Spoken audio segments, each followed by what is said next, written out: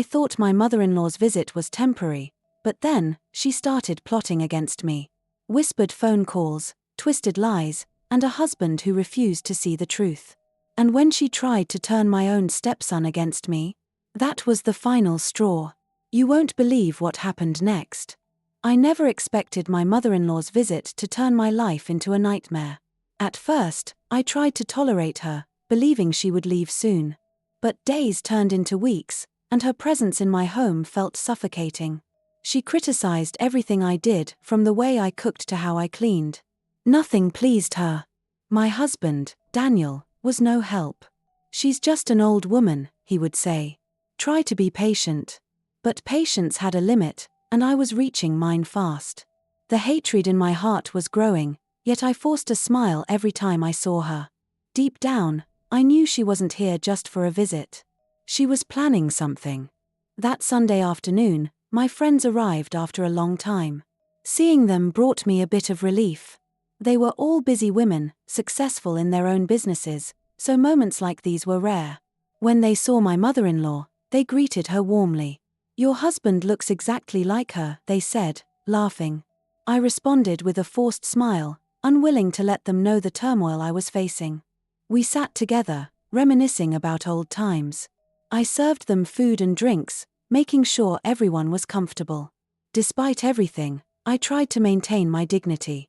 Then, out of courtesy, I asked my mother-in-law if she wanted anything. Silence. She didn't even look at me. The tension in the room was thick, but I chose to ignore it. My friends noticed but said nothing. As we chatted, my mother-in-law suddenly called Daniel, my stepson. "Daniel, your real mom wants to talk to you," she said in a loud voice. I froze. Daniel ran to her excitedly, taking the phone. His expression changed as he heard his biological mother's voice. My heart sank. My friends exchanged confused glances. One of them leaned toward me and whispered, "What's going on?" I had no words. I was embarrassed, humiliated even. My mother-in-law had done this intentionally. She wanted to remind me that Daniel was not my biological son, as if I hadn't raised him with all the love in my heart. I clenched my fists under the table, fighting the urge to react. Just when I thought things couldn't get worse, my husband walked in. He was surprised to see my friends and greeted them cheerfully. But then he noticed his mother's sour expression. "Mama, what's wrong?" he asked. With a dramatic sigh, she pointed at me. "Your wife served her friends food and drinks but refused to serve me." I gasped. My friends immediately defended me. "That's not true," one of them said. But I held up my hand. "Let it go," I said, my voice shaking. "I'm used to this." That was the moment my friends realized the depth of my suffering. Their expressions darkened. They were angry not just at my mother-in-law but at me, for allowing myself to be treated this way. That day, they left my house in silence, their anger lingering in the air like a storm waiting to break. After my friends left, I turned to my husband, expecting him to say something, to at least ask for my side of the story. But he only sighed and rubbed his temples. "Why didn't you just serve her first?" I laughed bitterly. "Are you serious? She's my mother. And I am your wife," I snapped. "Do you even hear yourself? She's been disrespecting me since she got here, and now she's lying about me in front of my own friends, and you still take her side." His silence was an answer. I turned away, blinking back tears. This wasn't just about food. It was about respect. And I was starting to realize that in this house, I had none. That night, I couldn't sleep. From our bedroom, I could hear murmurs coming from the living room. My mother-in-law was talking on the phone, her voice low but filled with venom. I crept closer, pressing my ear against the door. "She's weak," she said. "It won't take long before she gives up." I felt a chill run down my spine. Who was she talking to? And what exactly was she planning? One thing was clear, this wasn't just about her disliking me. She had an agenda. And I needed to find out what it was before it was too late. I backed away from the door, my heart racing. My mother-in-law's words echoed in my mind, "She's weak. It won't take long before she gives up." Give up on what? My marriage? My home? I tiptoed back to my bed, but sleep refused to come. My thoughts were tangled in suspicion and fear. Was she plotting to break my marriage apart? Was she working with my husband's ex to take Daniel away from me? I needed answers. And I needed them fast. The next morning, I woke up early to prepare breakfast. Despite everything, I still upheld my duties as a wife. But as I set the table, my mother-in-law entered the kitchen, her sharp eyes scanning the food. "No respect," she muttered. I turned to her, trying to stay calm. "Excuse me?" She leaned against the counter, smirking. A proper wife serves her elders first. I inhaled deeply. "Mama, I always offer you food. You refuse to eat it." She clicked her tongue. "That's because you serve me like a stranger." Anger flared in my chest, but I swallowed it down. "Mama, what do you want from me?" She took a slow sip of water before answering. "To leave." I frowned. "Leave? You're not fit for my son. You never were." The words stung like a slap. But before I could respond, she walked away, her satisfaction clear. She was trying to push me out of my own home. And if I didn't fight back, she just might succeed. Later that day, my friend Cynthia called. "I can't stop thinking about what happened yesterday. Are you okay?" I sighed. "I don't even know anymore." Cynthia was silent for a moment before speaking again. "Listen, I know this will sound crazy, but I think she's trying to turn your husband against you." I gripped the phone tighter. "I've thought about that too." "She's planting seeds of doubt," Cynthia continued. "And once she succeeds, she'll make sure you have no place in that house." A chill ran down my spine. My mother-in-law was playing a long game. And I was falling right into her trap. Chapter 10: A Husband's Blindness. That night, I decided to talk to my husband. I needed to make him see what was happening before it was too late. I found him in the living room, scrolling through his phone. "We need to talk," I said, sitting beside him. He sighed. "What now?" I hesitated. "Your mother, she's making me feel unwelcome in my own home. She's constantly picking fights, twisting the truth, and trying to turn you against me." He frowned. "Why would she do that?" I stared at him, disbelief washing over me. "You really don't see it." He rubbed his forehead. "Look, she's old. Maybe she just feels out of place here." I felt my frustration rise. "That's not the point. She wants me out, Daniel. She's making it obvious." He sighed again. "What do you want me to do? Kick my mother out?" I opened my mouth to argue, but I stopped myself. He wouldn't understand. Not yet. But he would. Because I was going to make sure of it. The next day, something happened that pushed me over the edge. I was cleaning the living room when I heard my mother-in-law talking to Daniel, my stepson.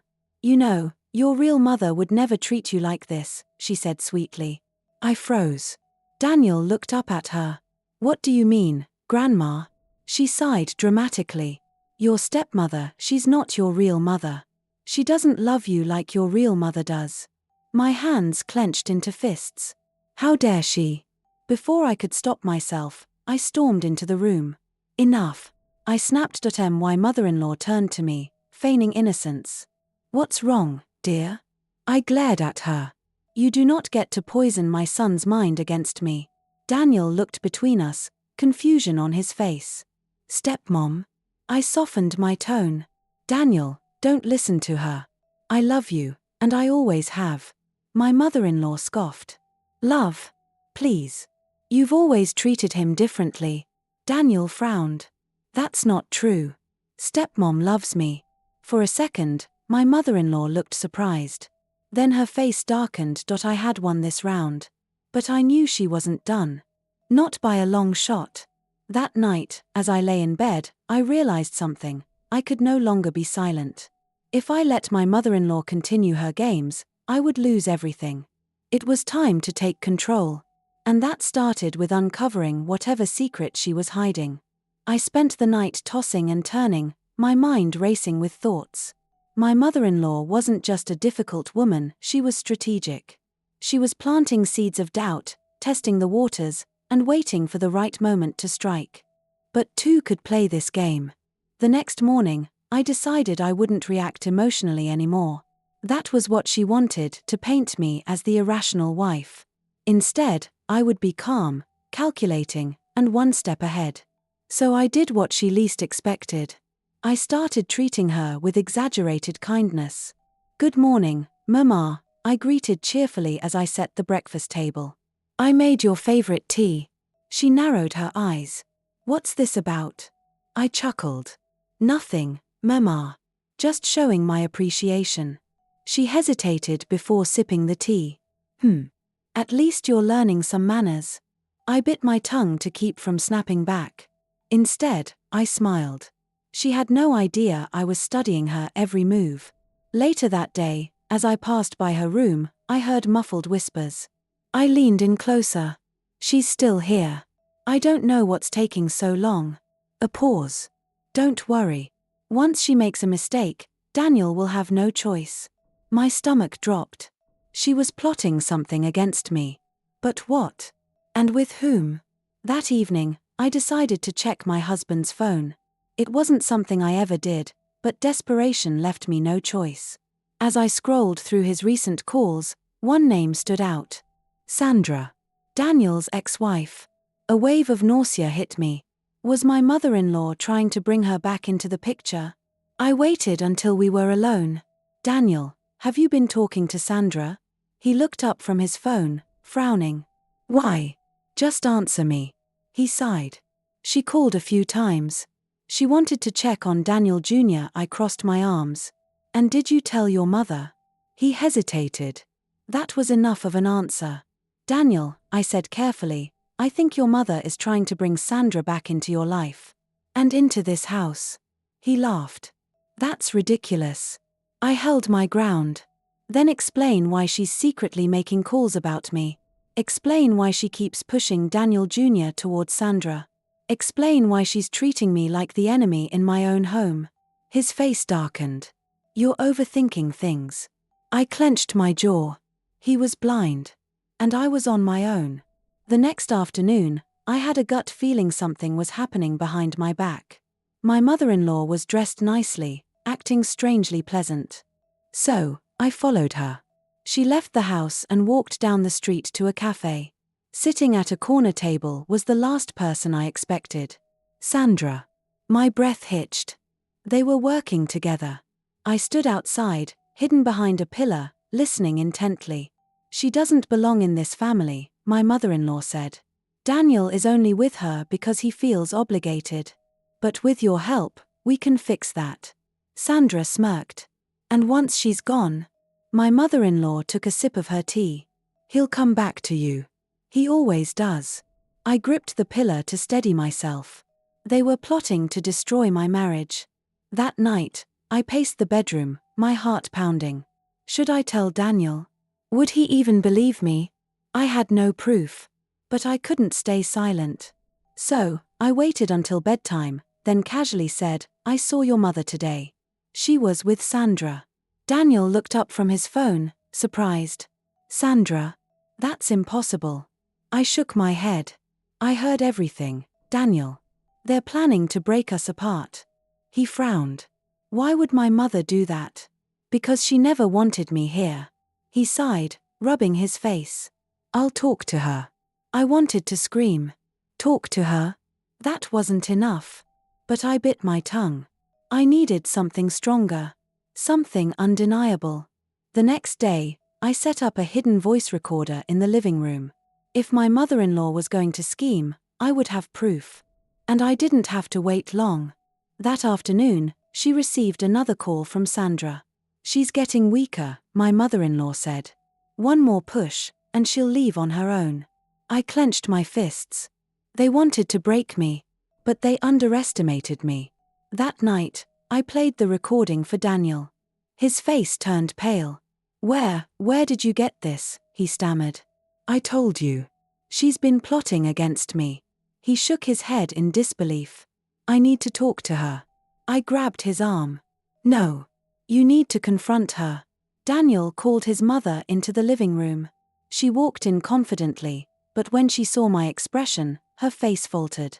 "What is this about?" she asked. Daniel played the recording.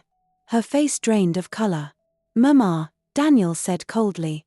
"Explain this." She fumbled for words. It's not what it sounds like."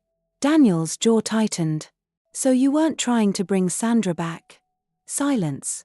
For the first time, my mother-in-law had nothing to say. Daniel stood, pacing. "After everything my wife has done for me and my son, this is how you repay her?" She tried to argue, but he raised a hand. "Enough. You've done enough damage." I watched as realization dawned on her face. She had lost. And I had won. The next morning, my mother-in-law packed her bags. "I was only doing what's best for my son," she said bitterly. I met her gaze. "No, Mama. You were doing what was best for you." She had nothing left to say. And just like that, she was gone. 4 days, the house felt lighter. Daniel apologized. "I should have believed you sooner." I sighed. "What matters is that you believe me now." We had a long way to go. But at least, for the first time, we were on the same side. Just when I thought things were over, my phone rang. Unknown number. I hesitated before answering. A woman's voice came through. "You may have won this battle, but the war isn't over." My blood ran cold. It was Sandra. Sandra wasn't backing down. She wanted my husband. And now that my mother-in-law was gone, she had nothing to lose. I clenched my jaw. I had fought too hard to let my marriage fall apart now. It was time for the next battle. I needed to find out what Sandra was planning. So I set a trap.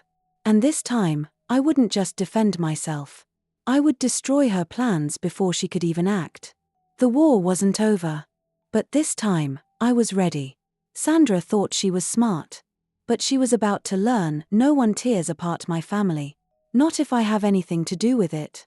Would you like me to keep going with Sandra's revenge plot? Let me know how you'd like the story to unfold. Sandra's words echoed in my mind, "The war isn't over." I sat on the edge of the bed, gripping my phone tightly. What did she mean? What was she planning? Daniel noticed my tense expression. "What's wrong?" I debated whether to tell him. But after everything we had been through, I decided I couldn't keep secrets. "Sandra called me," I said slowly. His face darkened. "What? What did she want?" I hesitated. "She said I may have won the battle, but the war isn't over." His jaw clenched. "I'll handle her." I shook my head. "No. This is exactly what she wants, to get between us. We need to be smarter this time." Daniel sighed and pulled me into his arms. "Whatever happens, we'll get through it together." But deep down, I knew Sandra wasn't like my mother-in-law. She was more dangerous. And she wasn't going to stop until she got what she wanted. The next morning, I woke up to chaos. Daniel's phone was blowing up with messages. His colleagues, friends, and even his boss were texting him, asking if everything was okay. "What's going on?" I asked as he scrolled through his phone, his face pale. He turned the screen toward me. It was a post on social media. A picture of me with a fake caption, "The homewrecker who stole my husband and mistreats my child. People like this don't deserve happiness." My heart pounded. "Sandra," Daniel immediately started calling people to shut down the rumors, but the damage was already done. People were talking, judging. Sandra had fired her first shot. And I had to fire back. I wasn't going to let Sandra destroy my reputation. I needed leverage. So I called my friend Cynthia. "I need your help." She didn't even hesitate. "Tell me what to do." "Find out everything you can about Sandra. Past relationships, secrets, financial problems, anything I can use against her." Cynthia chuckled. "I love this side of you." I wasn't playing fair anymore. If Sandra wanted war, she was going to get it. Cynthia worked fast. By the next evening, she called me back with something shocking. "You won't believe what I found," she said. "What?" She paused for dramatic effect.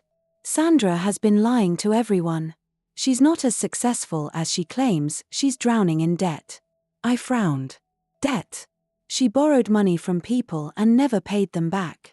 There's a whole thread online of people calling her a scammer." My mind started racing. If Sandra wanted to ruin my reputation, I was about to ruin hers first. That night, I created a fake account and posted screenshots of Sandra's unpaid debts. I didn't add any captions. Just proof. It didn't take long before people started talking, commenting, sharing. Within hours, the attention shifted from me to her. Sandra had played dirty, but I had played smarter. The next morning, Sandra called Daniel. I listened from the doorway as she cried, "Daniel, I swear I didn't mean to hurt anyone. I was just angry. But now people are attacking me, and I don't know what to do." Daniel stayed silent. She sniffled. I miss you. I miss us. Don't you remember how good we were together?" I held my breath. Then Daniel said the words that made my heart swell. "Sandra, I love my wife. Nothing you do will change that." Silence. Then a quiet, "I hope she's worth it." He hung up. I exhaled, relief washing over me. Sandra had lost. Just when I thought it was over, something unexpected happened. A letter arrived at our doorstep. No return address. I opened it and gasped. Inside was a fake divorce paper signed with Daniel's name. A note was attached: "If you don't leave, I'll make sure this becomes real." Sandra wasn't done. She was desperate. And desperate people were dangerous. I had enough. I went to Daniel and showed him the letter. His expression darkened. "She forged my signature." I nodded. "We can't just ignore her. She won't stop." He exhaled. "What do you want to do?" I smirked. "Let's give her a reason to expose herself." It was time to end this once and for all. Daniel texted Sandra, pretending he was having second thoughts about our marriage. She took the bait. She begged him to meet. "Come alone," she insisted. But she had no idea that I was listening in on the call. And I had something special planned for her. Sandra arrived at the cafe, looking hopeful. Daniel sat across from her, keeping his voice neutral. "So, you think we still have a chance?" She grabbed his hands. "Yes. I know she's making you miserable. We can fix this." Then Daniel asked the golden question. "Is that why you faked those divorce papers?" Sandra stiffened. What?" Before she could recover, I stepped out from the back of the cafe. Her face turned white. I placed my phone on the table. "We recorded everything, Sandra. You're done." She tried to deny it, but Daniel had already sent the evidence to his lawyer. It was over. Sandra had played her final card. And she had lost. Sandra disappeared after that. Daniel changed his number, and we made it clear that any more threats would result in legal action. For the first time in months, peace returned to our home. No more mother-in-law. No more Sandra. Just us. One evening, as we sat on the couch, Daniel pulled me close. "I'm sorry for everything you went through," he whispered. I smiled. "We made it through, didn't we?" He kissed my forehead. "Yeah, we did." I looked around our home, finally feeling safe. This was my family, and no one was ever going to take it from me again. Just when I thought the nightmare was over, life had other plans. It started with small things: anonymous calls in the middle of the night, messages with no sender, eerie silence when I picked up. At first, I thought it was just a coincidence. But then, one night, a single text appeared on my phone. "You may have won the battle, but the war is never over." A cold shiver ran down my spine. Sandra was gone. My mother-in-law was gone. So who was behind this? I rushed to show the message to Daniel. His brows furrowed as he read it. "This has to be a prank." I shook my head. "No. Someone is still watching us." He sighed and pulled me into a hug. "I won't let anyone hurt you again." But deep down, I knew it wasn't that simple. Someone was out there. And they weren't done playing games. The next morning, a package arrived at our doorstep. No name, no return address. My hands trembled as I unwrapped it. Inside was a single item, a picture of our house, taken from outside. My breath hitched. Someone was watching us. I immediately called Cynthia. "This is bad," she muttered. "You need to be careful." "What if it's Sandra?" I asked. She disappeared. No one's seen her in weeks, Cynthia said. But I heard something strange. I gripped my phone tighter. What? She hesitated. Apparently, Sandra had a brother, and he's worse than she ever was. My stomach dropped. I had never heard about a brother. Could he be the one behind this? That night, Daniel and I sat together, scrolling through old records. Then we found it, Sandra's family history. And there, in small print, was a name, Samuel. My heart pounded. Sandra had a twin brother.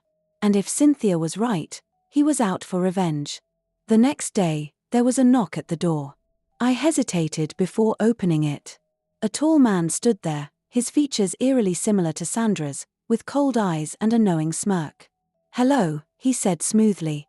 "You must be the woman who ruined my sister's life." My blood ran cold. Samuel had arrived. Daniel appeared behind me, his protective instincts kicking in. "Who are you?" Samuel chuckled. "Sandra never told you about me? How disappointing." I swallowed hard. "What do you want?" His smile faded. "Justice." Samuel leaned in slightly. "Sandra lost everything because of you, and now I'm going to take something from you." Daniel stepped forward.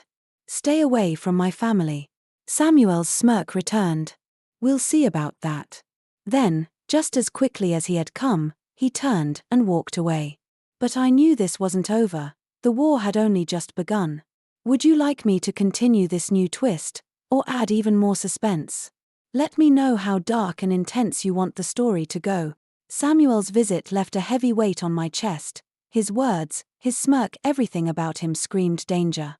That night, I barely slept. Every shadow outside the window, every creak in the house, sent shivers down my spine. By morning, my fears were confirmed. A note had been slipped under our door. "You took my sister's happiness. Now I'll take yours." I clutched the paper, my heart hammering in my chest. Samuel wasn't bluffing, he was coming for us. That afternoon, Daniel's office called.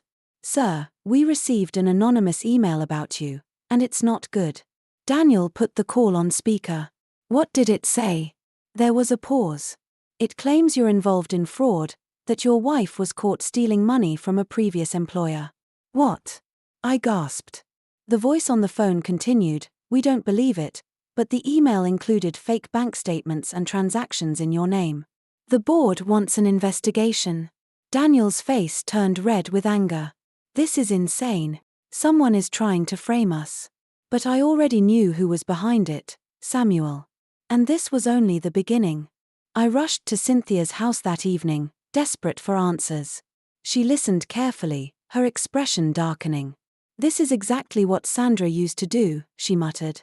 "Lies, fake evidence, manipulation." I exhaled shakily.